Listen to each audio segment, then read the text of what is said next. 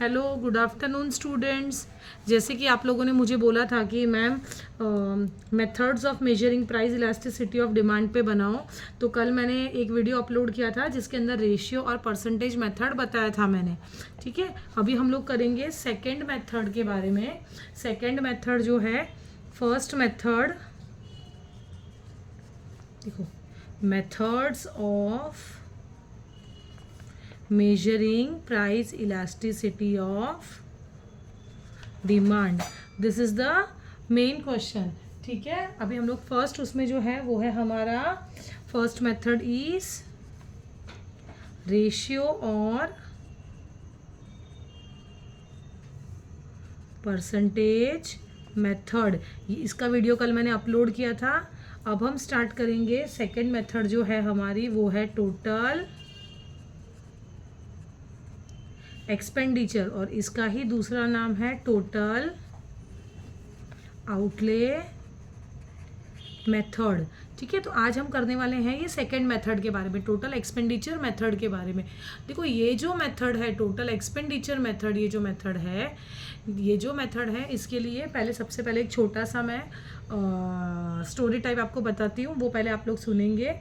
Suppose for example, देखो मुझे ना कोई फेस्टिवल आ रहा है, तो मुझे मार्केट में जाकर ड्रेस परचेस करना है। ठीक है, और मेरे पास जो बजट है ड्रेस का, समझो वो मैंने 1000 रुपीज़ तक का बजट है मेरा, कि मैं मार्केट में जाऊंगी और 1000 रुपये तक का मैं ड्रेस लेकर आऊँगी। ठीक है, लेकिन जब मैं शॉप पे जाती हूँ ना ड्रेस लेने के लिए, तो मुझे टोटल है ना 3 ड्रेस बहुत पसंद आते हैं।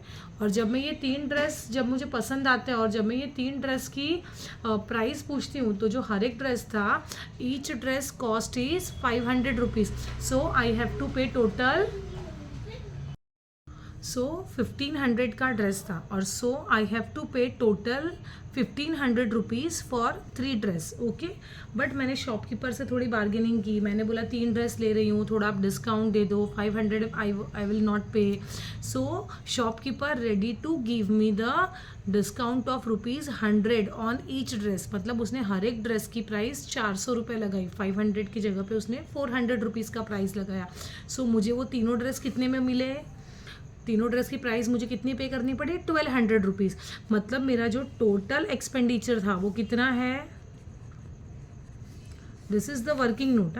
ये वर्किंग नोट का पार्ट है। सो मुझे टोटल एक्सपेंडिचर कितना देना पड़ा?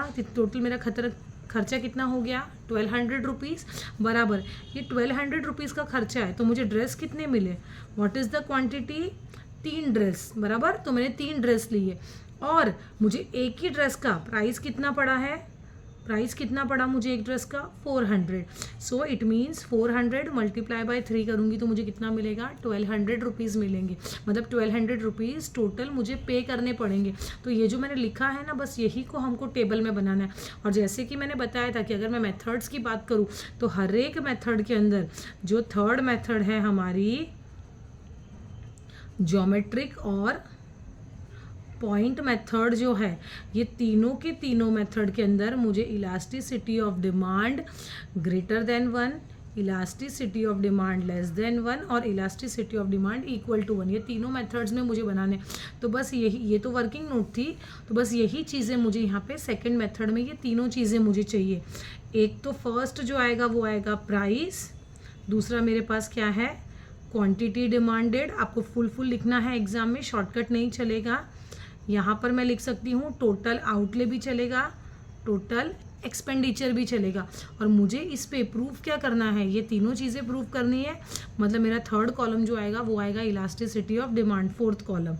ठीक है, देखो ये फर्स्ट हो गया मेरा प्राइस, दूसरा हो गया क्वांटिटी डिमांड, थर्ड हो गया टोटल एक्सपेंडिचर मेथड। तो ये आ गया मेरा इलास्टिसिटी ऑफ डिमांड। देखो, अभी इलास्टिसिटी ऑफ डिमांड में मुझे ये तीनों चीज़ें फुलफिल करनी है।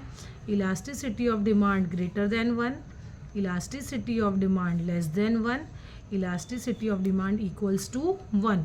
तो हमें ये तीनों चीज़ें प्रूव करनी है। ठीक है, अब देखो यहाँ पर कितनी चीज़ें प्रूव करनी है? 3 चीज़ें प्रूव करनी है। तो जब ये 3 चीज़ें प्रूव करनी है, तो मुझे प्रोडक्ट भी कितने लेने पड़ेंगे? प्रोडक्ट भी 3 लेने पड़ेंगे। तो product A, product B, product C. देखो ये आ गया product A, this is product B, this is product C. तो ये क्या है हमारा? प्रोडक्ट। ठीक है। और ये है हमारा इलास्टिसिटी ऑफ डिमांड। बस ये टेबल को हमें भरना है, और जब ये टेबल हम भरेंगे तो हम एक चीज़ ध्यान रखेंगे इसके ऊपर से। पहली जो वर्किंग नोट है मेरी, वर्किंग नोट नंबर 1 ये थी, अब ये वर्किंग नोट नंबर 2 है।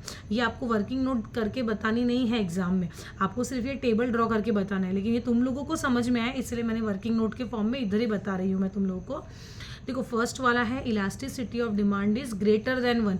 देखो डिमांड की तरफ मुंह खुला हुआ है, इट मीन्स व्हाट, जब डिमांड की तरफ मुंह खुला हुआ है इसका मतलब मुझे क्या पता चल रहा है, डिमांड क्या है, ज़्यादा है। डिमांड कब ज़्यादा होती है, जब मेरा प्राइस क्या होता है, कम, क्योंकि दोनों के बीच का रिलेशन कैसा है, अपोजिट है, करेक्ट। तो डिमांड ज़्यादा तो प्राइस कम। डिमांड हमारी अभी क्या है, हमारी डिमांड अभी ज़्यादा है तो मेरी प्राइस अभी क्या होगी, कम। सेम वे वैसे ही पहले डिमांड, अभी डिमांड ज़्यादा है तो पहले डिमांड क्या होगी, कम, तो पहले प्राइस क्या होगी, ज़्यादा। बस इसका ही टोटल अपोजिट हमें लिखना है। पहले अभी वाला लिखेंगे। चलो देखो ये वर्किंग नोट हमने देखी, elasticity of demand is greater than 1। देखो ग्रेटर देन 1 मतलब डिमांड ज़्यादा, अभी डिमांड ज़्यादा है तो प्राइस क्या होगी, कम। सेम वे डिमांड अभी ज़्यादा है तो डिमांड पहले क्या होगी, कम, और प्राइस पहले कम थी तो अभी प्राइस क्या होगी, ज़्यादा। अब देखो यहाँ पर इसी को हमको यहाँ पर डालना है, this is product A B C। देखो डिमांड को पहले हमें क्या करना है, ज़्यादा करना है, तो डिमांड को पहले मैं क्या कर दूंगी, ज़्यादा। डिमांड पहले कितनी थी, 10, अभी डिमांड कम करनी है, डिमांड कर दो कम, 6। प्राइस को भी सेम, प्राइस पहले क्या थी, कम, अरे कम, तो पहले आप प्राइस को करो कम, अभी प्राइस आप क्या कर दो, ज़्यादा। देखो कम ज़्यादा दिख रहा है, ये हो गया 10 10 ज़ा 100, क्योंकि यहाँ पे हमने देखो प्राइस मल्टीप्लाई बाय क्वांटिटी, याद आ रहा है, 400 रुपये का ड्रेस, 3 मेरी क्वांटिटी डिमांड, मतलब 3 मेरा ड्रेस था, 400 रुपये एक का भाव था, तो टोटल एक्सपेंडिचर के लिए क्या किया था, P multiply by Q is equal to what, total expenditure. तो 10 10 ज़ा 100, 26 ज़ा 120, तो हमारा ये ए वाला कंप्लीट हो गया।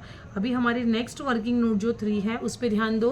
नेक्स्ट वर्किंग नोट है elasticity of demand is less than 1। देखो अभी डिमांड मेरी लेस देन 1 है, इसका मतलब डिमांड मेरी क्या है, कम है। डिमांड कम होगी तो प्राइस क्या होगी, ज़्यादा। सेम इसका अपोजिट हम करेंगे, पहले डिमांड क्या होगी, ज़्यादा, तो अभी प्राइस क्या होगी, कम। बस इसी को हमें इसके अंदर डालना है, पहले डिमांड करो कम, अभी डिमांड करो ज़्यादा। देखो यहाँ पे डिमांड करो कम, फिर डिमांड करो ज़्यादा। अभी डिमांड को मैं पहले करूँगी कम, अब डिमांड को मैं करूँगी ज़्यादा। वैसे ही सेम प्राइस को करो ज़्यादा, फिर प्राइस को करो कम। प्राइस को पहले कर दिया ज़्यादा, अब प्राइस को मैं करूँगी कम, ठीक है। 10 5 ज़ा 500, 6 5 ज़ा 30, 300 रुपीज़, ये हो गया, ठीक है। अभी जो थर्ड वाला है elasticity of demand equals to 1, इसकी जो वर्किंग नोट नंबर 4 है उसको आप ध्यान दो। यहाँ पे आपको क्या करना है, इक्वल्स टू 1 में, इक्वल्स टू 1 के अंदर प्राइस बढ़े या प्राइस कम हो, ठीक है, ये वाला एक कॉन्सेप्ट को आपको ध्यान देना है, प्राइस बढ़े या प्राइस कम हो, आपका टोटल एक्सपेंडिचर है ना उसको आपको सेम करना है। मतलब whether price increased, whether price decrease, आपका जो टोटल एक्सपेंडिचर है, मतलब जो आप खर्चा करने के लिए सोच रहे हो वो आपका क्या होगा, सेम। तो उसको ही यहाँ पे आप डाल दोगे। समझो इसको मैंने डाल दिया 100, इसको भी मैं डाल रही हूँ 100, तो मेरा टोटल एक्सपेंडिचर क्या आ जाएगा, सेम आ जाएगा। प्राइस को बढ़ाओ, प्राइस को कम करो। देखो बुक में पहले कम किया है फिर ज़्यादा किया है, आप बढ़ाओ कम करो तो भी चलेगा। समझो प्राइस को मैंने कर दिया 10, बढ़ा दिया, प्राइस को कर दो कम या कम कर दो, या पहले 5 लिखो बाद में 10 लिखो तो भी चलेगा, कोई प्रॉब्लम नहीं है।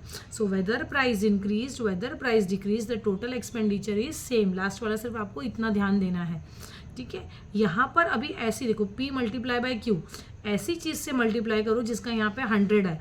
आप 10 को कितने से मल्टीप्लाई करोगे तो 100 आएगा, 10 से। 5 को कितने से मल्टीप्लाई करोगे तो आएगा 20 से। तो बस ये हो गया आपका table complete. This is what, total expenditure, total outlay method. देखो बुक के अंदर बस इतना ही टेबल दिया हुआ है, लेकिन अगर आप लोग मेरी बात मानोगे तो आपको यहाँ पर एक और कॉलम ऐड करनी चाहिए, एक और कॉलम आपको लिखना चाहिए, उसका नाम आएगा रिप्रेजेंटेशन, ठीक है। What is representation, elasticity of demand greater than 1 आपको क्या बताता है? दिस ए प्रोडक्ट रिप्रेजेंट मोर और हाईली इलास्टिक, मोर और हाईली इलास्टिक